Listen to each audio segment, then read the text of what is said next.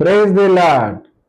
యేసుక్రీస్తు నామంలో ప్రతి స్థలములో ప్రతి ప్రదేశంలో ఉండి ప్రార్థిస్తున్నటువంటి సహోదరి సహోదరులకు ఈ ఉదయకాల సమయంలో రక్షణ వాక్య కార్యక్రమం ద్వారా మీ అందరికీ కూడా వందనాలండి. తమ్మనేలు చూశారు కదా. ఈరోజు ఏంటి మన యొక్క తమ్మనేలు? ప్రార్థనలో మార్పు. అదేవిధంగా ఈరోజు మనం ధ్యానించుకోబోయే అధ్యాయానికి సంబంధించినటువంటి మాటే ఈ ప్రార్థనలో మార్పు. ప్రభువైన యేసుక్రీస్తుల వారు ఆయన యొక్క మొదటి రాకల్లో తెలిపినటువంటి ఉపమానాల్లోని ప్రార్థనకు సంబంధించినటువంటి అనేకమైనటువంటి విషయాలు మనకి తెలియచేయడం జరిగింది.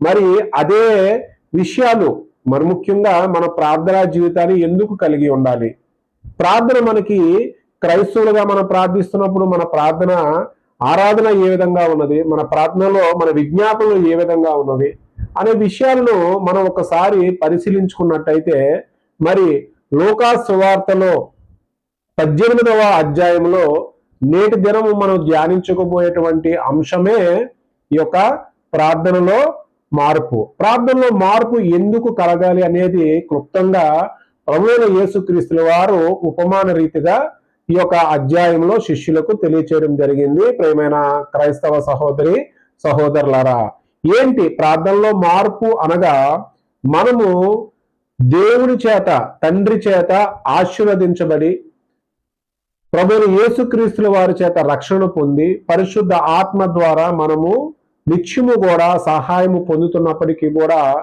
ఈ లోకంలోని దేవుడు మన ద్వారా ఆయన ఒక ఆరాధించుటకు గాను, ఆ తర్వాత మన లోక క్రియలలో దేవునికి ఇష్టమైన విధమైనటువంటి విషయాల పట్ల అనగా లోకంలోని మనము ఒక వ్యక్తిగత జీవితంతో మొదలైనటువంటి మన యొక్క జీవితము, మన యొక్క కుటుంబ జీవితము, అదేవిధంగా ఆ కుటుంబాన్ని పోషించుటకు కావలసినటువంటి అనేకమైన విషయాల గురించి కానీ, అదేవిధంగా పిల్లలకు సంబంధించినటువంటి విషయాల పట్ల కానీ, మన శ్రమలకు సంబంధించిన విషయాలు కానీ, మన సోదరులకు సంబంధించిన విషయాలు కానీ, మన కష్టకాలంలో ఉన్నప్పుడు మనము మొరలిడి ఎవరినైతే మనము అంగీకరించి మన రక్షకుడుగా అంగీకరించినటువంటి ప్రభు యేసుక్రీస్తు నామములో మనం ప్రార్థన చేసేటువంటి గొప్ప ప్రార్థనను దేవుడు మన బిడ్డల్ని ఆయన బిడ్డలుగా మనల్ని ఆశీర్వదించిన దేవాతి దేవుడు ఖచ్చితంగా విస్తృతంగా ఎడతెగక ప్రార్థన చేసే విధానంలో మనం మార్పులు చేసుకునేటట్టయితే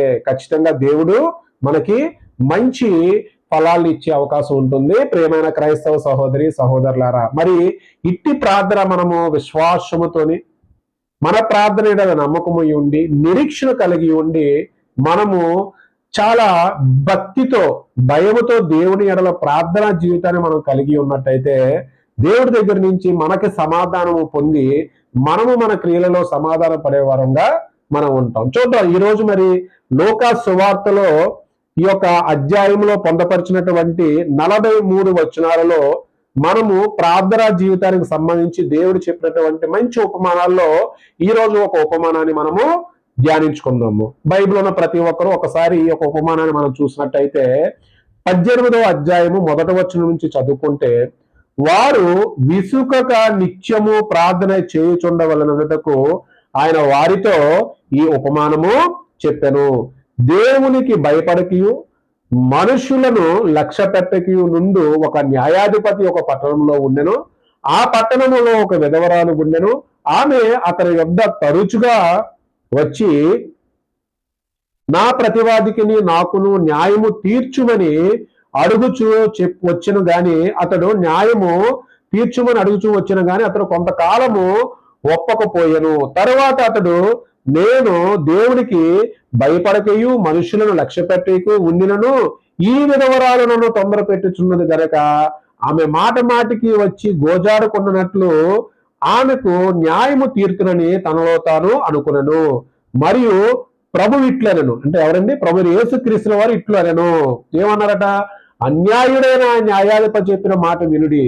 దేవుడు తాను ఏర్పరచుకుని వారు దివారాత్రులు తన గురించి మొరపెట్టుకునిచుండగా వారికి న్యాయము తీర్చడా. ప్రియమైన సహోదరి సహోదరులారా, మీ యొక్క ప్రార్థనకు దేవుడు న్యాయము తీర్చడా అనే ఒక అంశాన్ని ఒక ఉపమాన రీతిలో ప్రభువు యేసుక్రీస్తు వారు చెప్పారు. ఏంటి ఉపమానం అనేది చూస్తే, ఒక పట్టణంలోనట ఒక న్యాయాధిపతి ఉన్నాడు, అదే విధంగా ఒక విధవరాలు కూడా ఉన్నది. ఈ న్యాయాధిపతి ఒక జీవిత విధానము, ఆయన ఒక జీవన శైలి ఏంటి అని అంటే దేవుని యొక్క భయభక్తులు కలిగిన వ్యక్తి కాదు. అదేవిధంగా మనుషులను లక్ష్య పెట్టేవాడు కాదు. అన్యాయమైనటువంటి న్యాయం తీర్పును తీర్చేవాడు. అదే ప్రదేశంలోని దీనస్థితిలో ఉన్నటువంటి ఒక విధవరాలు తనతో ఉన్నటువంటి ఒక ప్రతివాదితో కలిసి తీర్పు తీర్చమని ఆ న్యాయాధిపతి దగ్గరికి వెళ్ళినప్పుడు, ప్రతిసారి వెళ్ళినప్పుడు ఆ న్యాయాధిపతి ఏంటనంటే ఆమెకి తీర్పు తీర్చకుండా దాన్ని విడిచిపెట్టేవాడు. ఆ విధవరాలు తరచు ప్రతిరోజు కూడా న్యాయాధిపతి దగ్గరికి వెళ్ళి తన ప్రతివాదికి జరిగినటువంటి విషయాలని క్లుప్తంగా చెప్పి నాకు న్యాయం తీర్చమని చెప్పినప్పుడు ఆ న్యాయాధిపతి ఏదైతే దేవుని పట్ల లక్ష్యం లేనటువంటి ఒక న్యాయాధిపతి, అదేవిధంగా మనుషులు లక్ష్యం పెట్టలేనటువంటి ఒక న్యాయాధిపతి తనలో తాను అనుకున్నాడట. ఈ విధంగా అనుకొని ఆమెకట తీర్పు తీర్చడానికి సిద్ధపడి ఉన్నాడు. అందుకే దేవుడు ఇక్కడ వాక్యం ఏం చెప్తున్నాడంటే, ఖచ్చితంగా మనం చూసినట్టే ఈ విధవరాలు నన్ను తొందర పెట్టుచున్నది కనుక ఆమె మాట మాటికి వచ్చి గోచారకుండినట్లు ఆయనకు న్యాయము తీర్చునని తనలో తాను అనుకునను. తనలో తాను అన్యాయంగా ఉన్నటువంటి ఆ న్యాయాధిపతి ఏంటంటే ఆమె విషయంలో తీర్పు తీర్చడానికి సిద్ధపడి ఉన్నాడు. మరి ఏదైతే అన్యాయంగా ఉన్నటువంటి ఒక న్యాయాధిపతి, దేవుని చేత ఎన్నిక కాబడినటువంటి ఈ అధికారుల్లో ఉన్నటువంటి వ్యక్తులే ఆమె యొక్క ప్రతిదినము వచ్చి ఎడతెరగక ఆమె గోజాడుచున్నప్పుడు ఆయన హృదయంలో కలిగిన స్పందనకే న్యాయం చేసినప్పుడు, మరి దేవుని చేత ఆశీర్వదించబడి ఈ భూమి మీద ఆయన బిడ్డలకు ఉన్న మన మీద ఆయన ఆశీర్వాదము, ఆయన మన ప్రార్థన ద్వారా మన విజ్ఞాపనలకు ఆయన సమాధానం ఏ విధంగా చెప్పారంటే చూస్తే, దేవుడు తాను ఏర్పరచుకున్న వారు దివారాత్రులు తన గురించి మొర పెట్టుకుని చుండగా వారికి న్యాయము తీర్చడా అని చెబుతూ ఆయన వారికి త్వరగా న్యాయము తీర్చను. హల్లెలూయా. దేవుడు ఏం చెప్తున్నాడంటే, విశ్వాసము నిరీక్షణతో ఉన్నటువంటి ప్రతి ఒక్క వ్యక్తికి కూడా రక్షణ పొంది దేవుని దగ్గర పశ్చాత్తాపంతోని మారు మనసు పొంది మనము ఒక విషయాన్ని మనము అడిగినప్పుడు ఆ విజ్ఞాపన అనేది దేవుడు ఖచ్చితంగా ఆయన బిడ్డలకు తీరుస్తాడు అని ఈ రోజు ఒక ఉపమానం ద్వారా మనం తెలుసుకోవడం జరిగింది.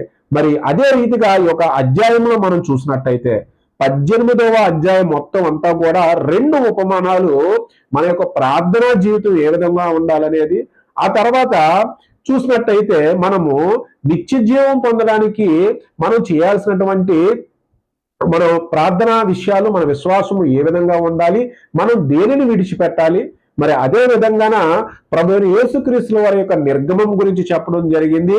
అదే విధంగా చూసినట్టయితే చివరగా యెరికో పట్టణము. వీటిని మనము ఎన్ని భాగాలుగా చూసుకోవచ్చు అంటే, ప్రియమైన సహోదరి సహోదరులారా, ప్రతి అధ్యాయములో వచనాలు ఉన్నాయనంటే వాటిని కొన్ని భాగాలుగా మనం వివరించుకొని ప్రభువైన యేసుక్రీస్తుల వారు ఏ ఏ సందర్భాల్లో దేనిని మనకి చెప్పి ఉన్నారు అనే విషయాన్ని ప్రకారంగా మనము ధ్యానించుకున్నటువంటి వాక్యాన్ని మనము అప్లై చేసుకున్నట్టయితే మనము ఫలవంతమైనటువంటి జీవితాన్ని, వాక్యాన్ని అర్థం చేసుకొని ప్రార్థనా పూర్వకంగా వాక్యానుసారంగా జీవించే శక్తి మనకు దేవుడు ఇస్తాడు.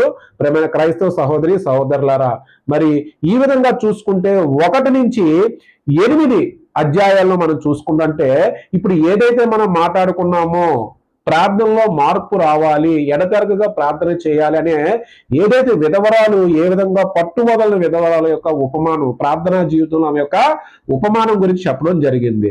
9 నుంచి 14 వచనాల్లో మనం చూసుకున్నట్టయితే పరిసయుడు, సుంకరి వారి యొక్క ప్రార్థనా జీవితం గురించి చెప్పడం జరిగింది. అదేవిధంగా 3వ భాగంగా మనం చూసుకుంటే 15 నుంచి 17 వచనాల్లో ప్రభువైన యేసుక్రీస్తుల వారు చిన్నపిల్లలను ఉద్దేశించి మాట్లాడిన మాట గురించి పొందపరచడం జరిగింది. 18 నుంచి 30 వచనాల్లో మనం చూసుకుంటే నిత్య జీవము, ఒక ధనవంతుడు నిత్య జీవంలో ప్రవేశించుట ఏ విధంగా ఉంటుంది, ఆయన అనుసరించినటువంటి శిష్యులు దాన్ని మాట్లాడుతున్నప్పుడు వారు అడిగినప్పుడు ఆయన అనుసరించినప్పుడు ఏ రకంగా నిత్య జీవం ఉంటుందనే మాటలను ప్రభువైన యేసుక్రీస్తుల వారు తెలియచేయడం జరిగింది. ఆ తర్వాత 5వ భాగంగా మనం చూస్తే 31 నుంచి 34 వచనాల్లో యేసు తన మరణాన్ని గురించి, గురించి అనగా ప్రభువైన యేసుక్రీస్తు వారి యొక్క నిర్గమం గురించి ఆయన చెప్పడం జరిగింది. ఆ తర్వాత 35 నుంచి 43 చివరి వచనాల్లో యెరికో పట్టణంలో గుడ్డివానికి దృష్టి కలిగించినటువంటి స్వస్థత పొందినటువంటి విషయాన్ని, ఆయన విశ్వాసం ద్వారా కలిగినటువంటి విషయాల్ని మనము ఈ రోజు ఈ యొక్క లోకా సువార్త 18వ అధ్యాయంలో మాట్లాడుకోవడం జరిగింది. మరి ఈ క్రమంలో మనం చూసుకుంటే ప్రియమైన సహోదరి సహోదరుడా, అధ్యాయాలను మనము క్లుప్తంగా తెలుసుకొని అందులో పొందపరిచినటువంటి నేటి ఈ వాక్యము మనం చూసినట్లయితే మన యొక్క ప్రార్థనలో మార్పు, ఈ ప్రార్థన జీవితంలో మార్పు వచ్చినట్లయితే మనము మన జీవితానికి అప్లై చేసుకోవడం వల్ల వచ్చేటువంటి గొప్ప విషయం ఏంటంటే, ప్రియమైన సహోదరి, నువ్వు నిత్యము కూడా మన యొక్క జీవితంలోని ఎప్పుడైతే కష్టాలలోని సుఖాలలోని ఉన్నప్పుడు కానీ, ఆర్థిక ఇబ్బందులలో ఉన్నప్పుడు కానీ మనము నిత్యము కూడా ఎడతెరగక మన విశ్వాసాన్ని కోల్పోకుండా, మన ఆధ్యాత్మిక జీవితంలోని కోల్పోకుండా, మన ఆధ్యాత్మిక జీవితం ఎదుగుదల కోసము మనం నిరీక్షణ కలిగి ఉండి, అదేవిధంగా శ్రమలలో కానీ శోధనలో కానీ నిత్యము కూడా ప్రతిరోజు కూడా మన ప్రార్థనా జీవితం కలిగి ఉండి అద్వారా మనము మన విజ్ఞాపనలు తెలియచేయాలి. అదేవిధంగా ఎడతెరగక ప్రతి దినములో ఉన్నటువంటి సమయాలలో ప్రతిరోజు ఉదయకాల సమయం అనగా మధ్యాహ్నం కాల సమయము, సాయంకాల సమయము, రాత్రి నిద్రించే సమయంలో కూడా మనము ప్రార్థనా జీవితాన్ని మనము మనకున్న సమయంలో మనం ఖచ్చితంగా మన కుటుంబంతో కలిసి ప్రార్థన చేయాలి అనేది దేవుని యొక్క గొప్ప ఆలోచన. మరి యొక్క ప్రార్థనా జీవితం ప్రభుని యేసుక్రీస్తుల వారు కూడా నిత్యము ఏదైనా ఒక క్రియను చేసినా, ఏదైనా ఒక కార్యక్రమాన్ని చేసినా, ఆయన ఏదైనా ఒక ప్రదేశాన్ని విడిచి ఇంకో ప్రదేశానికి వెళ్ళినప్పుడు ఉదయకాల సమయంలో కానీ ఆయన ఎడతెరగక వెళ్ళి ఆయన ఒక్కరే ఏకాంత ప్రార్థన చేసినటువంటి విషయాలను మనకు వాక్యానుసారంగా మనకు పొందపరచడం జరిగింది. ప్రియమైన సహోదరి సహోదరుడా, అదే విధంగా అంతకన్నా ఎక్కువగా మనము ఒకవేళ దేవుని విశ్వాసాన్ని ఇంకా మనం చూపించాలి అనుకున్నప్పుడు దేవుడిచ్చినటువంటి మరొకటి ఉపవాస ప్రార్థన. ఉపవాస ప్రార్థనలో కూడా మన యొక్క నిరీక్షణ కలిగి ఉండి మనము సమస్తాన్ని విడిచిపెట్టి ఆ దినాన్న దేవుని కోసము మనము ప్రార్థించి ఆరాధించుకున్న తర్వాతే మన విజ్ఞాపనలు మనం తెలియచేసినట్టయితే దేవుడు తన విధానాన్ని, ఆరాధించిన విధానాన్ని బట్టి కానీ మన విజ్ఞాపనలు నెరవేర్చే విజ్ఞాపనలుగా ఉండేటువంటి ప్రతి దాన్ని కూడా దేవుడు బిడ్డలుగా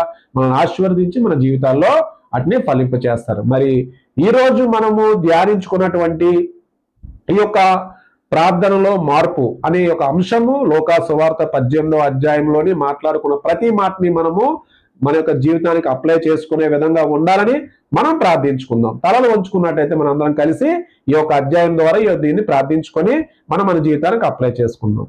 కృపగల తండ్రి, మహిమగల ప్రభువా, వందనాలు, స్తుతులు, స్తోత్రములు తండ్రి. ప్రభువా, నేటి దినము లోకా సువార్త 18వ అధ్యాయంలో ప్రభువా తండ్రి, మీరు పొందపరిచినటువంటి ఈ 43 వచనాల్లో ప్రభువా ఉపమానం ద్వారా మా ప్రార్థనా జీవితము ఏ మాదిరిగా ఉండాలి, విధవరాలైనటువంటి ఆమె ఏ రకముగా ఎడతెరగక తన న్యాయము కోసము నిత్యము కూడా న్యాయాధిపతి దగ్గరికి వెళ్ళి ఏ విధంగా అయితే న్యాయము కోసం కోరుకొనిచున్నప్పుడు న్యాయము జరిగి ఉన్నదో ప్రభువా, మమ్మల్ని ఆశీర్వదించిన వాడు ప్రభువా తండ్రి, నీ బిడ్డలుగా మమ్మల్ని ప్రేమించిన వాడు ప్రభువా, మాకు కుమారుని చేత రక్షణ పొందించిన మా దేవ, పరిశుద్ధాత్మ చేత సమస్తాన్ని మాకు నిత్యము తోడై ఉండి నడిపిస్తున్న మా దేవ, మా ప్రార్థనా జీవితాన్ని ప్రభువా మార్చండి. మా ప్రార్థనా జీవితంలో ప్రభువా తండ్రి ముందుగా ప్రభువా మిమ్మల్ని ఆరాధించుకొని ప్రభువా తండ్రి మేము వాక్యములు చదువుకొని ఆ తర్వాత ప్రభువా మా విజ్ఞాపనలు తెలియజేసి ప్రభువా తండ్రి వాటిని నెరవేర్చుకునేటటువంటి శక్తిని కలుగు చేయండి ప్రభువా.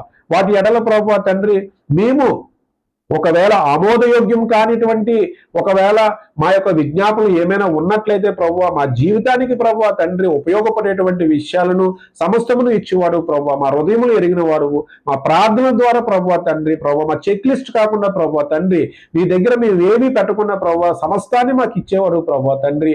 ఇట్టి ప్రార్థనా జీవితాన్ని మేము కలిగి ఉండలేక మమ్మల్ని దీవించి ఆశీర్వదించమని మా ప్రియ కుమారుడు నజరేయుడైన యేసుక్రీస్తు నామమున పేరట అడిగి వేడుకొంచున్నాం తండ్రి.